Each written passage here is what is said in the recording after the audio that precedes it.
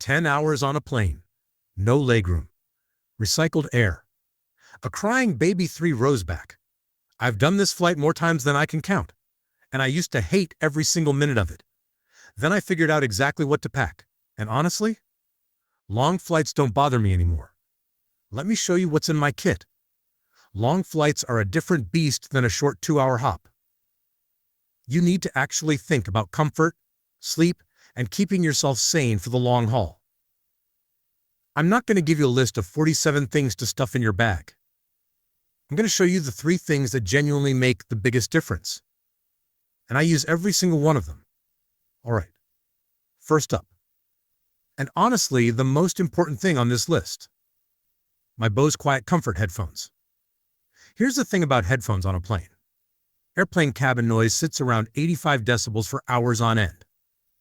That's the kind of noise that fatigues you even if you don't notice it. Good noise cancellation doesn't just make your music sound better. It actually makes you less exhausted when you land. I use these Bose QuietComforts for literally everything. Work, commuting, workouts. Not just travel. So yes, they're more expensive than what you'll find on the bargain shelf. But I've had these for a long time and they still feel and sound exactly the same as day one. That's the trade-off with a quality pair. You pay more up front and then you stop thinking about headphones. What makes them work specifically for flights? Active noise cancellation. It handles engine drone almost completely. You put these on and the cabin just quiets down. 24 hours of battery life. That matters. I've been on 15-hour flights and still had battery to spare when I landed. USB-C charging. Same cable as your phone and laptop, so you're not carrying a separate charger. Bluetooth wireless. No fumbling with a wire every time you get up to use the bathroom. I'll be honest, these aren't cheap, but I've gone through multiple cheap pairs that broke within a year. The Bose pair has outlasted all of them. If you're going to spend money on one thing before a long flight, this is it. Okay, item 2 is specifically for anyone doing an overnight flight, which, if you're traveling internationally, is probably you. I have a genuinely hard time falling asleep on planes. There's something about being in a seat, upright, with noise and movement, and people walking past. My brain just doesn't want to shut off.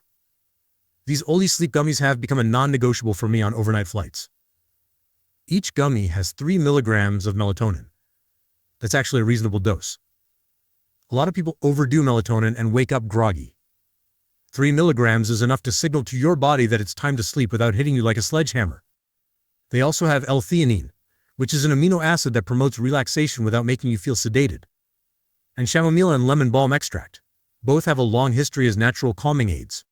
The flavor is blackberry zen, and honestly, they taste all right. However, this is a gummy you don't dread taking. My routine, about 30 minutes before I want to sleep on the flight, I take 2, put my Bose headphones on, and close my eyes.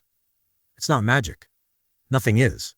But I fall asleep faster and stay asleep longer than I ever did before. 1 bottle is a 35-day supply, so 1 bottle covers multiple trips. Quick note, check with your doctor if you're on any medications, obviously. But for most people, melatonin gummies are about as gentle as it gets for sleep support. By the way, if this is useful, hit subscribe. I'm building out a whole library of travel tips and gear guides, and I'd love to have you along for it. I have all the items linked below as well, and would appreciate it if you used my links for no extra charge. Last one. And this might surprise you, but a gaming handheld is legitimately one of the best long flight purchases I've made. Hear me out. When you've got 10 or 12 hours ahead of you, the in-flight entertainment is usually mediocre. You've already watched what you wanted to watch, and you've still got 5 hours to go. That's when having a game you're actually into is a lifesaver. I went with the Nintendo Switch Lite in blue. And the reason is simple. It does everything the regular Switch does. In terms of games, it's smaller and lighter. The battery is solid, and it cost me around $200. A lot of people are asking about the Switch 2 right now. And yes, it's impressive. But it's also $500. For flights? You don't need that. The Switch Lite plays the same massive library of games. Mario Kart, Zelda, Pokemon, Stardew Valley. Games you can pick up, play for 45 minutes, put down, and come back to. That format is perfect for a long flight. The compact size is also a real advantage here. It fits in the seat back pocket. You can hold it one-handed if you want. It's not awkward. One tip, download your games before the flight. Don't rely on in-flight Wi-Fi for anything. Have everything ready to go offline before you board. So that's it. My 3-item long flight survival kit. Bose QuietComfort Headphones to block out the noise and actually let you rest.